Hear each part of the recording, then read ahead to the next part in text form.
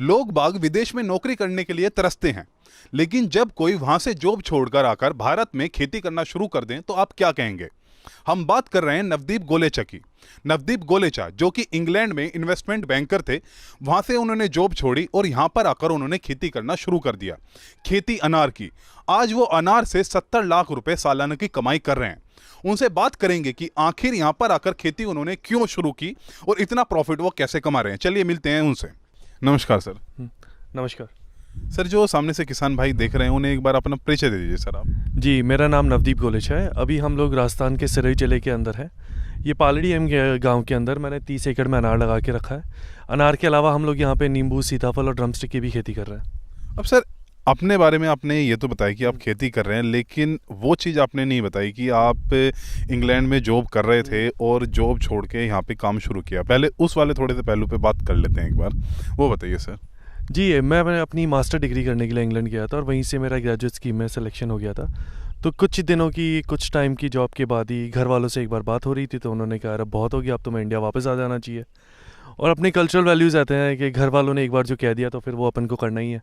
तो उसके बाद मैं इंडिया वापस आ गया था और यहाँ पे आने के बाद यूँ था कि मुझे खुद का कुछ करना है। तो ये ज़मीन घर वालों ने पहले से लेके रखी थी, जोधपुर से 2 घंटे की दूरी पे थी।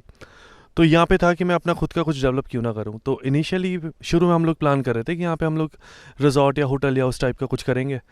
लेकिन फिर ये लगा कि रिजॉर्ट में 2 चीज़ें होती है, एक तो आपका सिविल कंस्ट्रक्शन होता है और दूसरा होता है लैंडस्केपिंग का काम। तो मुझे ये लगा कि सिविल कंस्ट्रक्शन तो अपन चाहे जिस दिन चालू करवा सकते हैं, पहले यहाँ पे लैंडस्केपिंग का काम अपन चालू करवा देते हैं। यहाँ पे फार्म्स अपन डेवलप कर देते हैं, एग्री टूरिज्म का प्रोजेक्ट था। तो फार्म्स डेवलप करने के बाद अपन कंस्ट्रक्शन करवा लेंगे। लेकिन जब फार्म डेवलप करने लगा तब मुझे लगा कि इस फील्ड में भी कितनी ज़्यादा अपॉर्चुनिटी है और इस फील्ड को भी अपना मेन बिजनेस क्यों नहीं बनाया जा सकता। जब काम करने लगा तो मुझे मज़ा आने लगा और मुझे लगा कि दिस इज़ समथिंग जो मुझे करना चाहिए। तो बस इसी को मैंने अपना करियर बना दिया। अब सर, इसमें ये बताइए, आपने बताया कि आपके फादर ने आपको बुलाया, तो क्या आपके फादर ने एग्जैक्टली आपको खेती करने के लिए इंडिया में बुलाया था या किसी और वजह से बुलाया था, वो बताइए। जी, खेती का तो मेरे परिवार में, रिश्तेदार, मेरे दोस्तों की बात करें, खेती का तो कभी किसी को नहीं पता। हमने पता नहीं कितनी 100 सालों पहले खेती छोड़ दी होगी। हम लोग वैसे बनिया कम्युनिटी से तो हमेशा से बिजनेस में रहे। ये तो यहाँ आने के बाद जब मैंने अपनी खुद की रिसर्च की तब मुझे लगा कि दिस इज़ समथिंग जो मैं कर सकता हूँ। और सर, फैमिली से पूरा सपोर्ट था खेती के लिए या कैसे, मतलब? शुरू में वैसे अगर मैं खुद की इमीडिएट फैमिली की बात करें तो उनका तो हमेशा से ये था कि तुम्हें वही काम करना चाहिए जिसमें तुम्हें मज़ा आता है, तो काम कभी आपको बोझ नहीं लगेगा। तो इसलिए मुझे हमेशा उनकी तरफ से सपोर्ट था। लेकिन अगर आजू बाजू और सोसाइटी सर्कल की बात करें तो हमेशा से ये लगता था इतने पढ़े लिखे हो, बिज़नेस अच्छा है, तो क्यों खेती में पढ़ना चाहते हो। क्यों अभी तक ऐसा हो रहा है कि सबको, हर कोई खेती छोड़ के जा रहा है और तुम उल्टा करना चाह रहे हो, तुम खेती में जुड़ना चाह रहे हो। हाँ। इसमें सर ये बताइए, जैसे आप आ तो गए खेती में, अच्छा है कि चलिए इन्वेस्टमेंट बैंकर जो है इंग्लैंड से जॉब छोड़ के अब यहाँ पे आ गया, और ये कहानियाँ भी बहुत चल रही हैं। कोई इंजीनियर आया, कोई इन्वेस्टमेंट बैंकर आया, आपने भी सोचा होगा, कहीं ना कहीं से इंस्पिरेशन मिली होगी, लेकिन जब धरातल पे आपने काम शुरू किया तो आपको ऐसा तो नहीं है कि आप आते ही ऐसे चुटकी बजाया सक्सेस हो गए। क्या क्या परेशानी हुई होगी या ऐसे ही सक्सेस मिल गया? जी, सबसे बड़ी जो प्रॉब्लम ये थी कि खेती का कोई आइडिया ही नहीं है, घर वालों को भी नहीं, रिश्तेदारों को भी नहीं। फिर ये है कि अब शुरू कहाँ से करें, खेती का अपन को ABCD भी नहीं आता। तो अपन कुछ पौधे वालों से मिले, कुछ नर्सरी वालों से मिले, कुछ किसानों से मिले, तो हर कोई अलग गणित ही बताता था। अब जैसे मैंने सब रिसर्च करने के बाद मुझे लगा कि नहीं, मुझे अनार का पौधा लगाना चाहिए। तो अनार का पौधा 12 रुपये भी मिल रहा था, 30 रुपये भी मिल रहा था और कोई अनार का पौधा 200 रुपये भी मिल रहा था। तब अपन को लगता है कि एग्रीकल्चर जिसकी अपन बात कर रहे हैं कि इंडिया की आज भी कहता है अपन 60 से 70% पॉपुलेशन एग्रीकल्चर से जुड़ी हुई है। सरकार भी उसको लेके इतनी अवेयरनेस क्रिएट करती है, इतना पैसा खर्च करती है, लेकिन फिर भी वो डेवलपमेंट, वो रिजल्ट आ नहीं पा रहा। तो इसका कारण क्या है? ये बहुत ही ज़्यादा अनऑर्गेनाइज सेक्टर है जिसको अपन बदलने के ट्राई कर रहे हैं। सर, ये बताइए कि आपने जो अनार का प्लांटेशन किया हुआ है, एग्जैक्टली कितने अनार के पौधे आपने यहाँ पे डाले हुए हैं, वो बताइए। जी, मेरे यहाँ पे टोटल 28 एकड़ के अंदर 12,500 पौधे लगे हुए हैं, जिसमें 12,000 पौधे तो भगवा सिंदूरी वैरायटी के हैं जो मैंने जैन टिश्यू कल्चर से लिए थे, और 500 पौधे एक कैलिफोर्निया की बहुत फेमस वैरायटी है, वंडरफुल वैरायटी, उसके मैंने लगा रखे हैं। वो मेरा एक R&D प्रोजेक्ट है। अब सर, इसमें जैसे आपने इतने सारे पौधे लगाए, शुरुआत में बहुत ज़्यादा इन्वेस्टमेंट लगती है और आप खेती करना शुरू किया है, उसमें ये भी नहीं पता कि रिजल्ट निकलेगा या नहीं निकलेगा। क्या आपके दिमाग में ये नहीं आया कि मैं इतना बड़ा प्लांटेशन डाल रहा हूँ, इतना पैसा लगा रहा हूँ और अनार हुए ही नहीं, हुए तो बिके नहीं, बिके नहीं तो अगर पेड़ ख़राब हो गया, 50 चीज़ें हैं, वो उसके बारे में बताइए सर। जी जी, अगर मैं बात करूं, अपन कोई भी बिजनेस करेंगे तो सब में ये अनसर्टेनिटी तो रहेगी कि माल बना पाएंगे नहीं बना पाएंगे तो बेच पाएंगे नहीं पाएंगे, ये चैलेंजेस तो सब में ही रहेंगे। इसको अगर खेती की तरह नहीं करके एक इंडस्ट्रियल पॉइंट ऑफ व्यू से देखें तो ये चैलेंजेस हर इंडस्ट्री में आपको मिलना है, लेकिन एक कॉन्फिडेंस था कि अपन ये कर पाएंगे। हाँ, इसमें सर जैसे आपने जो वहाँ पे मतलब कि पढ़ाई की, इन्वेस्टमेंट बैंकर की वहाँ पे जॉब भी की, क्या उसका कुछ आपको यहाँ पे बेनिफिट हल्का फुल्का मिला या वो मतलब कि रखा हुआ अपना अलग ही? बेनिफिट नहीं बोल के उल्टा वो था कि वो एक बहुत ही ज़्यादा कंफर्टेबल लाइफ है, यहाँ पे लाइफ थोड़ा सा टफ रहता है। हाँ, लेकिन पर्टिकुलर उस चीज़ का इस चीज़ से कोई लेना देना नहीं है, लेकिन वहाँ के जो एक्सपोजर था, वहाँ के जो कॉन्टैक्ट्स थे, वो आज बहुत काम आते हैं।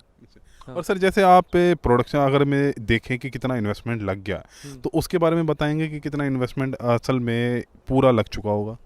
जी, जिस ज़मीन पे अपन खड़े हैं, ये ज़मीन एक बबूल का जंगल था, मतलब जहाँ ट्रैक्टर वगैरह तो छोड़िए, एक आदमी भी अंदर नहीं जा सकता था। तो तारबंदी से लेके ज़मीन की सफाई करवाना, ज़मीन को तैयार करना, कमरे बनवाना, लाइट लगवाना, ट्रैक्टर लेना, पौधे लगाना, बेड लगाना, फार्म पॉन्ड बनाना, फेंसिंग करना, ड्रिप लगाना, ये सब करके प्रति पौधा अंदाज़न जो हमारा खर्चा है वो 600 से 700 रुपये पर प्लांट तक आ गया है। लेकिन मेरा ये था कि अगर मुझे फार्मिंग करनी है तो मैं टेक्नोलॉजी जितनी अवेलेबल है उन सबको यूज़ करना चाहूँगा। तो अगर मुझे आज लगता है कि 50, 100, 200 रुपये दूसरे से ज़्यादा भी आ रहे हैं, लेकिन लॉन्ग टर्म वो मुझे फ़ायदा देंगे, तो मैं एक मॉडर्न फार्म डेवलप यहाँ करना चाहता था, और जो मैंने किया आप देख ही रहे। तो मतलब कि 600 रुपये, लेकिन ये था कि आपको चैलेंजेस बहुत थे, फार्म आपका साफ नहीं था, कीकर विकर, इतने सारे चैलेंजेस थे आपके जब 600 रुपये पड़ा। ये मैं बात कर रहा हूँ एक बबूल के जंगल को जब आप फार्म में कन्वर्ट कर रहे हैं। अच्छा। हाँ, वही अगर आपके यहाँ पहले से सुविधाएं रहती है, एक नॉर्मल फार्म पे कुआं आपके पास रहता है, ट्यूबवेल रहता है, ट्रैक्टर रहता है, कमरे रहते हैं, फेंसिंग रहती है, तो खर्चा आपका काफ़ी हद तक कम हो जाता है। सर इसमें वो तो सारी चीज़ें हमने बात कर ली, लेकिन अब बात करते हैं असल में अनार की। जो अनार का पौधा प्लांटेशन से शुरुआत करते हैं कि प्लांटेशन कैसे कर सकते हैं, कुछ स्पेशल चीज़ होती है या स्पेशल ज़मीन होती है, क्या चीज़ होती है वो बताइए। जी, अनार के अंदर ये है कि पानी को लेके ये बहुत ज़्यादा सेंसिटिव पौधा है, तो वो मिट्टी जो पानी पकड़ के रखती है उस मिट्टी में अनार नहीं करे तो ज़्यादा बेटर है। और अनार एक जंगली पौधा है, मतलब ये आप देखो तो नॉर्थ से लेके साउथ तक ऑलमोस्ट हर एरिया में अनार तो हो ही रहा है।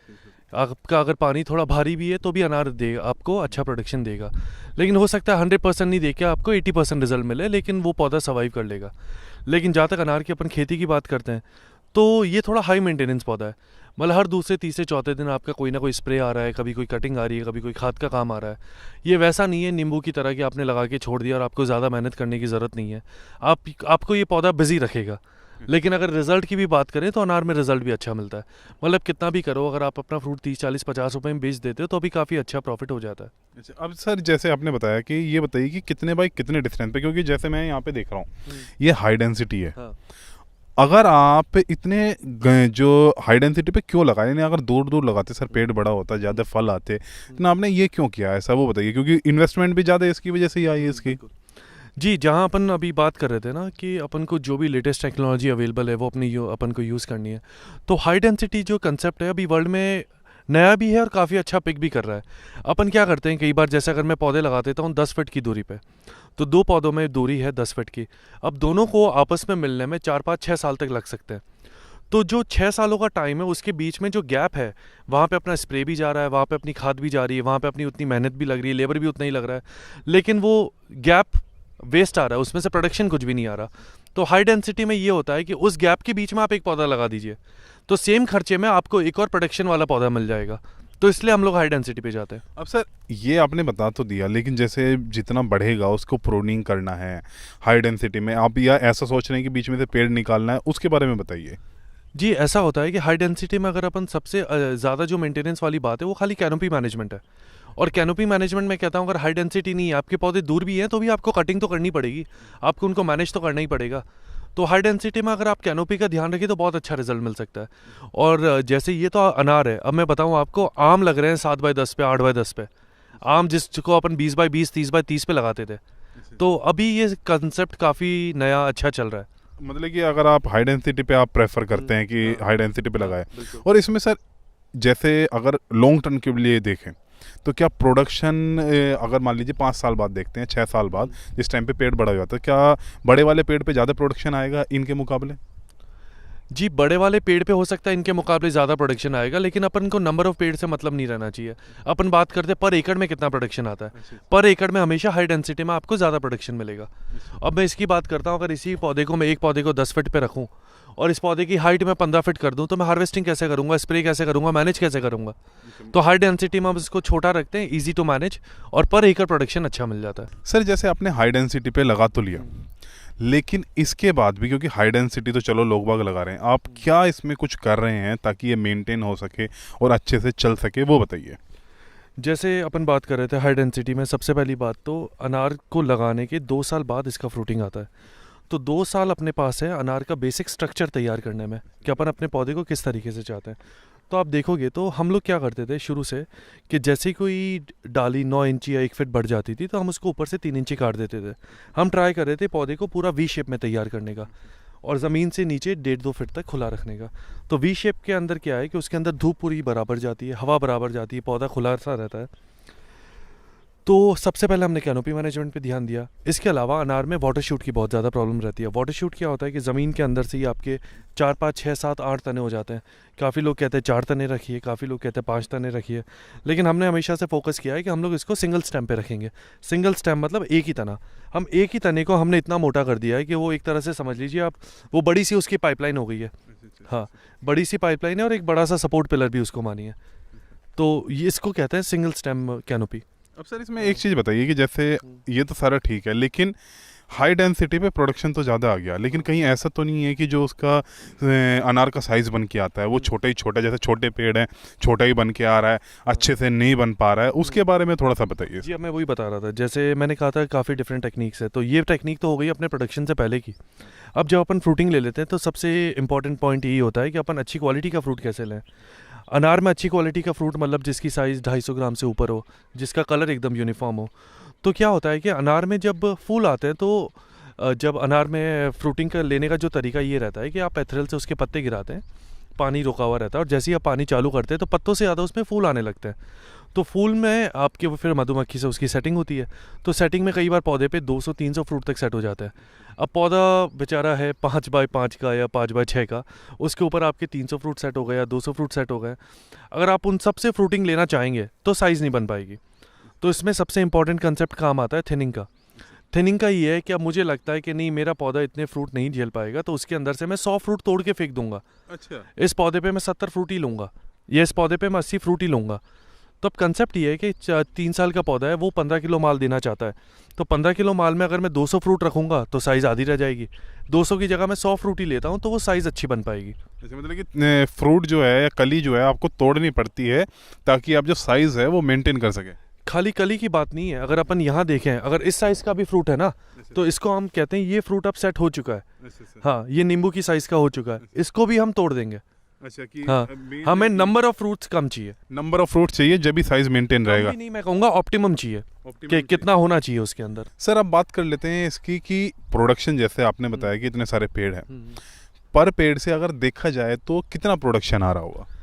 जी, अब ये है कि ये हर खेत में हर जगह अलग रहेगा प्रोडक्शन, लेकिन जो अपन थंब रूल की बात करें, एक एवरेज अगर अपन निकालें तो ये कहा जाता है कि दूसरे साल आपकी पहली फसल आती है और वो आप 8 से 10 किलो तक एक्सपेक्ट कर सकते हैं, और उसके अगले साल 15-17 किलो, उसके अगले साल 20-25, 22-23 किलो, मतलब हर साल ये बढ़ता रहता है। जैसे जैसे पौधा बड़ा रहेगा वैसे वैसे आपका प्रोडक्शन बढ़ता रहेगा। आपका कितना प्रोडक्शन है? मैं आपके खेत के बारे में पिछले साल की बात करूँ, इस साल तो अभी हमारा आधा हार्वेस्ट हुआ, आधा हार्वेस्टिंग बाकी है। पिछले साल की बात करें तो हमारा एवरेज प्रोडक्शन 16 किलो के आसपास रहा था। 16 किलो। अब सर कितने पेड़ आपने बताए थे? ये 12,500। 12,500 इंटू चलिए 16 हम कर लेते हैं। अब उसके बाद ये चाहे कितना भी बड़ा निकल गया, एवरेज प्राइस जो आपका गया वो मुझे बताइए कि एवरेज प्राइस कितने रुपए में गया था? पिछले साल की अगर मैं बात करूं तो पिछले साल अनार के लिए बहुत अच्छा साल नहीं था। कारण ये था कि नॉर्थ में बहुत ज़्यादा विंटर्स थी, स्नोफॉल बहुत था, नॉर्थ पूरा कट गया था। साउथ में फ्लड्स आ गए थे, केरला वगैरह, अगर आपको पिछले साल का पता हो, और ठंड बहुत ज़्यादा थी। तो जैसे ही ठंड बढ़ती है फ्रूट का कंजम्पशन थोड़ा कम हो जाता है। अपन को गर्म चीज़ें खाना ज़्यादा पसंद है, अपन फ्रूट्स कम कर देते हैं। उसके बाद भी एवरेज रेट जो हमारे थी वो 40 से 50 रुपये तक हमारा माल निकलता रहा था। हाँ, वो भी इसलिए हमको मिल पाए थे कि हमारा एवरेज साइज़ 250 ग्राम था। अब सर अब क्वालिटी थी तो इसलिए रेट मिल रहे थे। अगर एवरेज साइज 100-150 ग्राम होता तो 30 रुपए में माल जाता। अब सर जैसे आपने चलिए बताया आपका 30-40 रुपये एवरेज मिल रहा था, बहुत अच्छी बात है, प्रोडक्शन भी आया, सारी चीज़ें अलग हटा के अब हम आपसे ये पूछते हैं, जैसे एक चीज़ है कि अगर आप एक्सपोर्ट करते हैं चीज़ें या आप अपने नाम पे बेचते हैं या लोगों तक अच्छे रेट पे बिक रहा है, प्रोडक्शन आप कितना भी कर लीजिए सर, प्रोडक्शन आप 16 नहीं आपसे 50 भी कर लीजिए, रेट नहीं मिलेगा तो क्या फ़ायदा। तो क्या आप ऐसा खुद भी मार्केटिंग में आ रहे हैं कि अच्छा रेट मिले, उसके लिए क्या क्या चीज़ें ट्राई आप कर रहे हैं ताकि किसान भाई भी वो समझ सके कि क्या क्या चीज़ें ट्राई करनी है, सिर्फ प्रोडक्शन से काम नहीं बनना। जी, मैं आपको एक छोटा सा एग्जांपल देता हूँ। अगर अपन इज़राइल की बात करें तो इज़राइल में मेरे एक फ्रेंड हैं, उनकी चेरी की फार्मिंग है। तो चेरीज़ बहुत होती है, भरपूर होती है, लेकिन वहाँ की सरकार ने एक रूल बना के रखा है। उन्होंने एक ये साइज़ डिसाइड कर ली है कि अगर चेरी की साइज़ इससे नीचे है तो आप इसको मार्केट में नहीं बेच सकते, आपको वहीं फेंकनी पड़ेगी। तो कुल मिला के आपको क्वालिटी प्रोड्यूस पे ही ध्यान देना है। अनार 30 रुपये में भी बिक रहा है, अनार 100 रुपये में भी बिक रहा है। अगर आपकी क्वालिटी अच्छी है तो लोग चला के आके आपके यहाँ से माल लेके जाएंगे। अपन जब बात करें एक्सपोर्ट की, तो एक्सपोर्टर आपके यहाँ से आके माल लेके जाएंगे अगर आपके यहाँ क्वालिटी अच्छी है तो कुल मिला के फोकस अपन क्वांटिटी पे नहीं करके अगर क्वालिटी पे करेंगे तो हमेशा दूसरों से ज़्यादा बेटर इकोनॉमिक वैल्यू मिलेगी आपको। अब सर जैसे आपने कहा कि दूसरों से बेटर मिलेगी, आपका अगर देखा जाए, क्योंकि आप भी क्वालिटी पे काम कर रहे हैं, आपने भी बड़ा मेहनत किया, आप इतने पढ़े लिखे भी हैं, तो आपने कहाँ कहाँ तक भेजा ये बताइए मुझे। जैसे मैं पिछले बार की बात करूं तो पिछले बार हमारा जो मेजर माल था वो बांग्लादेश गया था। अभी तक हम लोग डायरेक्ट एक्सपोर्ट में नहीं थे। राजस्थान से अभी तक हमारे ध्यान में एक भी फार्मर नहीं है जो डायरेक्ट एक्सपोर्ट कर रहा है। और आपको पता हो तो फ्रूट्स के एक्सपोर्ट के लिए अपेडा गवर्नमेंट डिपार्टमेंट है जो इसको मैनेज करता है। और जिस फार्म पे आप खड़े हैं, नेचुरा फार्म्स पे, ये राजस्थान का पहला अपेडा सर्टिफाइड पोमोग्रेनेट फार्म है। राजस्थान के लिए अपेडा का कभी कोड ही जनरेट नहीं किया था, किसी ने कभी किया ही नहीं था। तो अब अगले साल से हम लोग डायरेक्ट एक्सपोर्ट के बारे में सोच रहे हैं। तो पिछले साल जो हमारा माल बांग्लादेश गया था वो हमारा एक फ्रेंड है, ट्रेडिंग पार्टनर अहमदाबाद के, उनके थ्रू गया था। मतलब कि पिछली बार लेकिन माल बाहर गया, रेट उसका कुछ अंतर आया था इंडिया से? जी बिल्कुल बिल्कुल, मतलब आप ये समझिए 30 से 40% तक एक्स्ट्रा मिलता है आपको रेट। लेकिन फिर घूम फिर के बात हुई आती है कि अगर आपकी क्वालिटी है तो ये आप कर पाएंगे, वरना नहीं।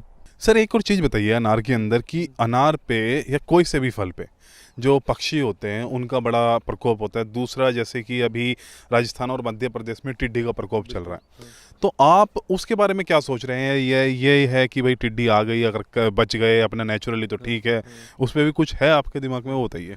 जी, मैं फिर से वही बात करना चाहूँगा कि ये फार्मिंग नहीं है, एक तरह से इंडस्ट्री है।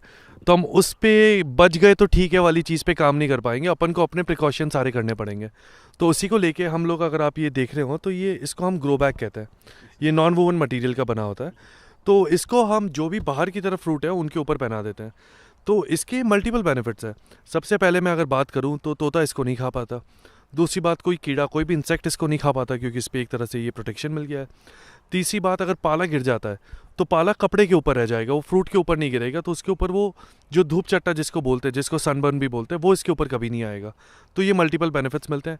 एक यूनिफॉर्म कलर मिलता है, एक यूनिफॉर्म शाइन मिलती है, क्वालिटी बहुत अच्छी बनती है। क्वालिटी भी अच्छी बनेगी और बचा भी रहेगा। लेकिन सर इसमें ये वाली चीज़ तो हो गई बर्ड से, अब जो बात है टिड्डी का प्रकोप है या और दूसरी चीजें भी, या पेड़ पे भी तो पाला लगता है ना, उससे कैसे आप बचाते हैं वो बताइए। उसके लिए जैसे आप देखेंगे तो हमने पूरे पौधे को ही ग्रो कवर से कवर कर दिया है। पूरे पौधे को ही हमने नॉन वोन मटेरियल से कवर कर दिया है। तो यहाँ पे जो एक अभी सबसे ज़्यादा प्रॉब्लम चल रही है अनार की, फ्रूट क्रैकिंग की। फ्रूट क्रैकिंग में क्या होता है कि अगर आप देखोगे तो रात को यहाँ पे टेम्परेचर हो जाता है 4-5 डिग्री के आसपास, और दिन में टेम्परेचर है 25-27 डिग्री के आसपास। तो ये जो 20-22 डिग्री का फ़र्क है, इसके अंदर क्या होता है कि जैसे ही ठंड बढ़ती है फ्रूट हल्का सा सिकुड़ता है, और जैसे ही वापस धूप आती है, टेम्परेचर बढ़ता है, तो फ्रूट हल्का सा बढ़ता है।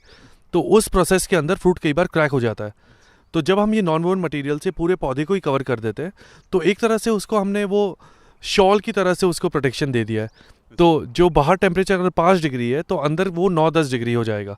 5 से 6 डिग्री का हमको वो बेनिफिट मिल जाता है। अब सर इसमें एक चीज़ ये मैं जानना चाहता हूँ कि अगर कोई ये वाला चीज़ लगा रहे हैं तो आप इस पे वो वाली चीज़ें जो आप पूरा शॉल वाला कह रहे हैं वो लगाएंगे, या ये ज़रूरत नहीं है फिर? अब इसमें 2 चीज़ें हैं। ये जो लगाया है ना, ये अगर आपकी फ्रूटिंग कम है और आपको सिर्फ बाहर का कवर करना है तो उसके लिए आप कवर करेंगे। लेकिन अगर आपकी फ्रूटिंग ज़्यादा है, आपकी सेटिंग बहुत ज़्यादा हुई है और बाहर भी फ्रूट बहुत ज़्यादा है, तो आप उसको पूरा कवर करेंगे तो वो बेटर रहेगा।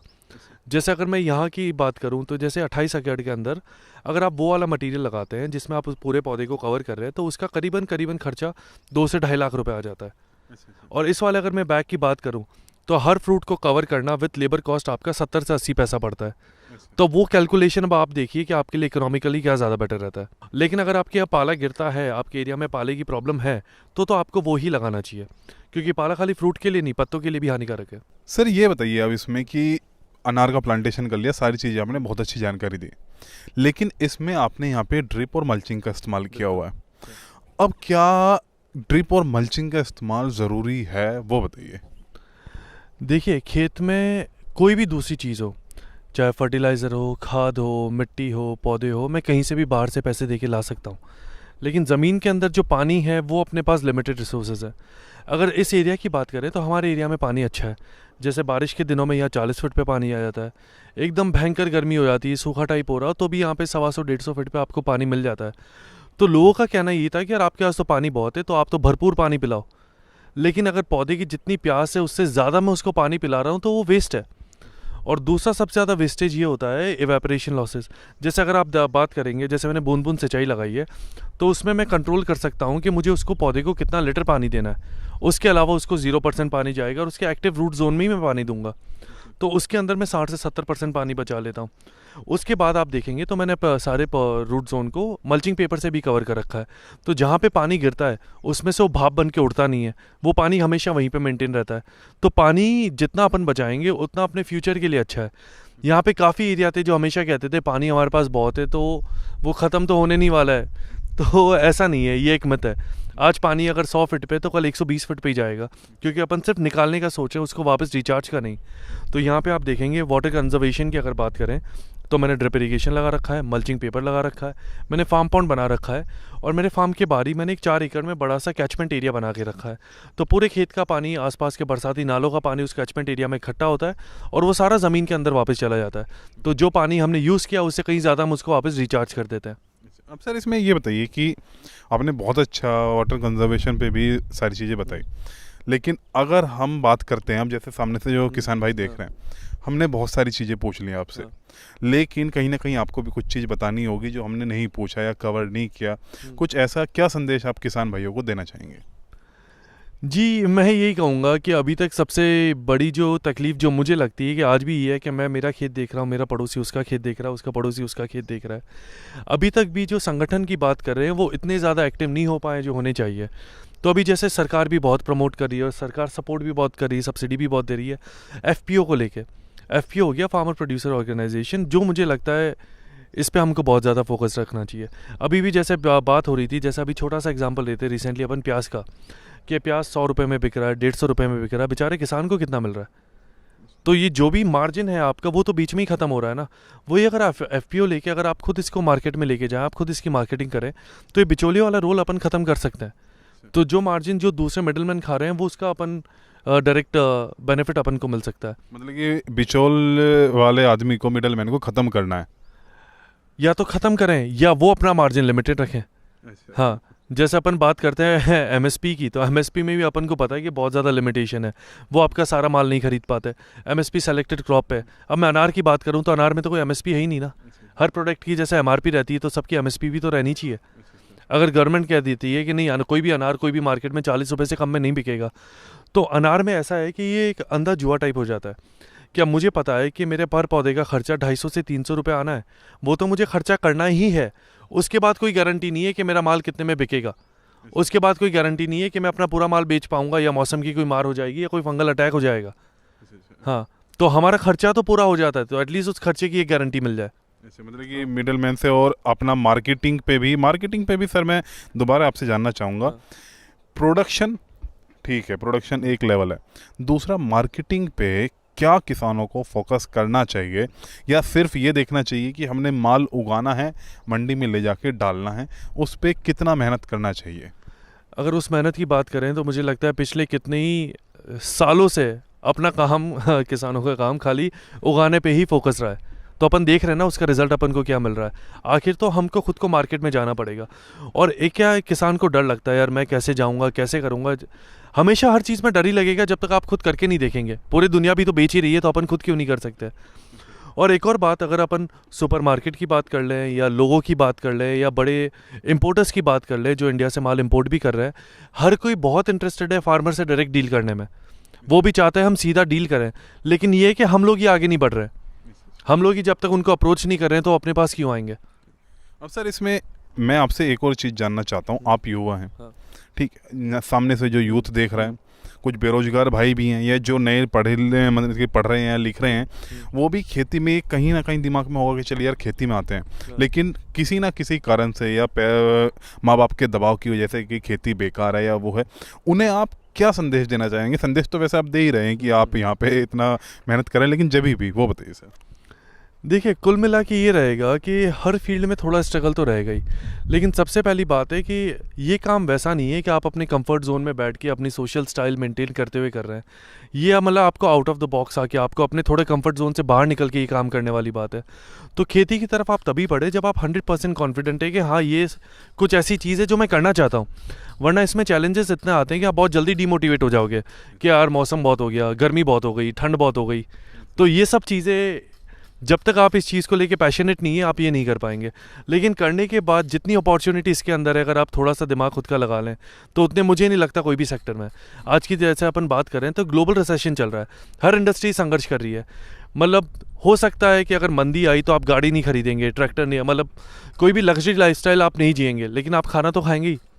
हाँ, आपको वो तो खाना ही पड़ेगा, इसमें रिसेशन कभी नहीं आ सकता। तो किसान भाइयों, ये थी हमारी बात नवदीप गोलेचे जी से। नवदीप गोलेचे जी जो कि इंग्लैंड में जॉब कर रहे थे, इन्वेस्टमेंट बैंकर थे, लेकिन भारत में आके उन्होंने खेती करना शुरू किया। खेती में उन्हें भी था कि कुछ ना कुछ यार दिक्कतें हो सकती है, लेकिन संघर्ष करते करते आज वो इस मुकाम पर आके पहुंचे हैं कि वो अपना माल विदेशों में भी एक्सपोर्ट कर रहे हैं। दूसरा बिग बाज़ार, रिलायंस फ्रेश, ऐसी चीज़ों को भी माल बेच रहे हैं, अच्छे रेट पे बेच रहे हैं। प्रोडक्शन के साथ मार्केटिंग पे भी जा रहे हैं, नई नई टेक्निक इस्तेमाल कर रहे हैं। एक यूथ आदमी इतना पढ़ा लिखा, अच्छी जॉब होने के बावजूद भी इंडिया में आकर खेती कर रहा होगा, तो कहने का मतलब है खेती में कहीं ना कहीं पैसा है। ऐसा नहीं है कि ये बेकार चीज़ है। हम आपसे फिर दोबारा कहते हैं कि आप खेती के अंदर आए, नया यूथ, पढ़ा लिखा यूथ आएगा तो खेती को ट्रांसफॉर्म कर देगा। आप हमें कमेंट में बता सकते हैं कि ये वीडियो आपको कैसी लगी, और अगर आप और कोई जानकारी चाहते हैं इसके बारे में, अनार की खेती के बारे में या नवदीप जी के बारे में, तो आप हमें कमेंट कर सकते हैं, वहाँ पे हम आपको बताएंगे। तो यहाँ पर तो ये वीडियो हम समाप्त करते हैं। धन्यवाद। जय हिंद, जय किसान।